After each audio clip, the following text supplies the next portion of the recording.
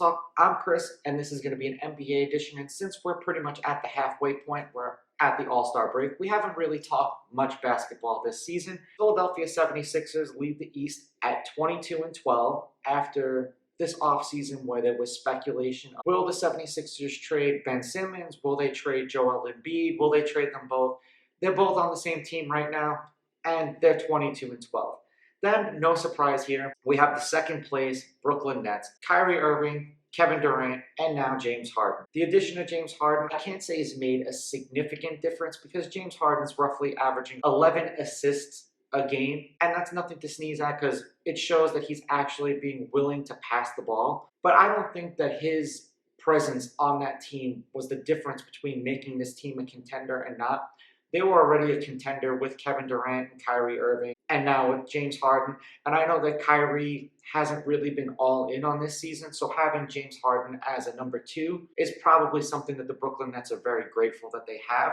Then we have the Milwaukee Bucks. No surprise, figured they were going to get taken down a couple pegs when the Nets got healthy. And even when the 76ers were healthy, I really don't believe Giannis is going to be that monumental player that people are going to gravitate to want to go and play with. As you can see, there were plenty of opportunities for guys like James Harden to want to go there, and he picked the Brooklyn Nets to go play with Kevin Durant and Kyrie over going to Milwaukee. Then we kind of have the surprise of the league and the New York Knicks and my New York Knicks. And we've been awful for a long time, so at the halfway point to be in 4th place in the East, I am genuinely surprised, but just like a true pessimist that I am, we're only at the halfway point here. The Heat are 1 game back at 17-17, as are the Raptors. The Charlotte Hornets, who have arguably one of the most talked about rookies at LaMelo Ball, are in 8th place right now at 16-17, so 1 game below 500.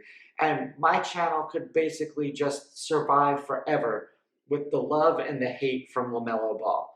Now, I personally wasn't a very big fan of LaMelo. When he was coming out, I didn't think that he was going to be as good or as significant as what he's been.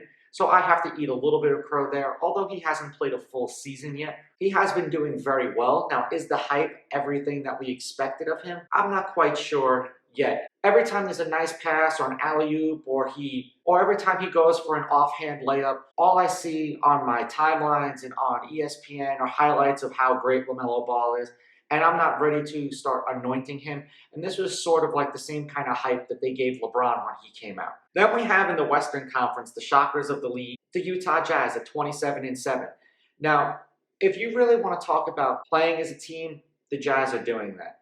And then you have a team like the Los Angeles Lakers who are 24-11 and they're in 2nd place. Schroeder's been hurt. Anthony Davis has been hurt. LeBron has essentially been carrying this team. So when you look at awards, you kind of have to throw his name into contention for an MVP. They're in 2nd place and they're missing 2 fantastic starters, or 1 starter and 1 6th Man of the Year award candidate. It's nothing at all to sneeze at. Then we got the LA Clippers at 24-12. No surprise, they're in 3rd place. The Phoenix Suns, who made the big offseason splash when they went out and got Chris Paul to team up with Devin Booker and DeAndre Ayton. They're a very good, very young team, and I'm excited to see what the future has for them. Then we have the San Antonio Spurs, who it doesn't seem to matter who's on their team. They just win. They find a way to win. Last year was an off year where they didn't make the playoffs. And then we have Damian Lillard and the Portland Trail Blazers in 6th place, the Denver Nuggets in 7th place, and the Golden State Warriors in 8th place. When Steph and Clay weren't playing last season, they were in last place. Even though they're in 8th place, Curry does deserve some recognition for the MVP. Now, will he get it when guys like Bradley Beal are averaging 33 points a game, and Joel Embiid is averaging 30, and Damian Lillard's averaging 29.8. Steph is in 4th, averaging 29.5, and Giannis is averaging 29.2. That's the top 5. If you're asking me, of this list, who is the most important player to their team, clearly it's being shown. It's got to be either Steph Curry or Damian Lillard. You take those 2 guys off of their respective teams, are their teams not last place teams? And I'm going to say absolutely. Bradley Beal is putting up all of these points and he's on a 12th place team. So it's kind of hard to give someone the MVP of the league. He may be the MVP of his team, but they're still in 12th place. And that is with Russell Westbrook. So looking at what guys like Steph Curry, and I even want to put Joel Embiid. So looking at what Steph Curry, Joel Embiid, and Damian Lillard are doing with their respective teams, and then you have to throw LeBron in, where these teams are surviving mainly because of these particular superstars. That may be the unpopular opinion, but it's called the MVP for some reason.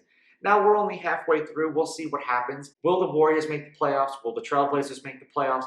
I highly doubt that the Washington Wizards will make the playoffs, but stranger things have happened. And then, of course, the Bucks are going to make the playoffs, but you can see that Giannis is not the MVP when guys like Kevin Durant are healthy. It's just not the case. For my midseason MVP award, I would have to give it to Steph Curry. And it's just because he's taken that team from a last place team, the number overall 2 pick in the draft, to an 8th place and a playoff contender, and he's still doing this without Klay Thompson. Let me know what you think of this take in the comments below. Don't forget to like and subscribe to my channel. Follow me on Instagram at Raw Sports Talk. Follow me on Twitter at Raw Sports Talk 1. I'll catch you guys in the next episode. I'm out. Ooh, baby, I like it raw.